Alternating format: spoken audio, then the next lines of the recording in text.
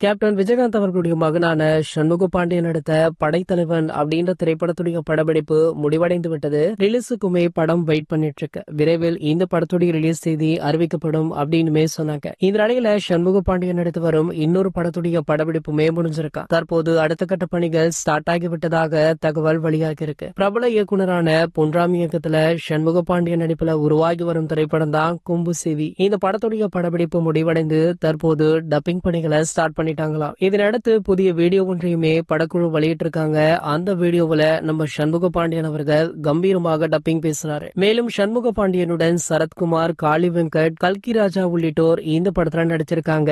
யுவன் சங்கர் ராஜா அவர்கள் இந்த படத்திற்கு இசையமைச்சிருக்காரு. கடந்த 1996 ஆண்டு உசலம்பட்டி, ஆண்டிப்பட்டி, வைகை அணை பகுதிகளில் நடந்த உண்மை சம்பவங்களை மையமாக கொண்டு இந்த படம் முழுக்க முழுக்க உருவாகி இருக்காம். ஆகையால படம் பாத்தீங்கன்னா மிகப்பெரிய வரவேற்பு பெறும் அப்படின்னு சொல்லப்படுது. இதனிடையில சண்முக பாண்டியன் அடுத்தடுத்து டாப் பிரபலங்களுடைய படத்திலுமே இணைஞ்சிட்டு இருக்காரு. அந்த வகையில பாத்தீங்கன்னா தற்போது இவருக்கு அதிசருடைய அடுத்த திரைப்படமான AK 64 படத்துல வாய்ப்பு கிடைச்சிருக்கா. சோ இந்த வாய்ப்பு நம்ம அதிசாரால கிடைத்ததால நம்ம AK அவர்களுக்குமே நன்றி சொல்லிருக்காரு நம்ம சண்முக பாண்டியன். இந்த தகவலுமே சமூக வலைதளங்கள்ல வைரலாகிட்டு இருக்கு. மேலும் இது போன்ற சினிமா செய்திகளை பத்தி நீங்க உடனே தெரிஞ்சுக்க நம்மளுடைய அஜித் டாக்கீஸ் சேனலை மறக்காம சப்ஸ்கிரைப் பண்ணிக்கோங்க.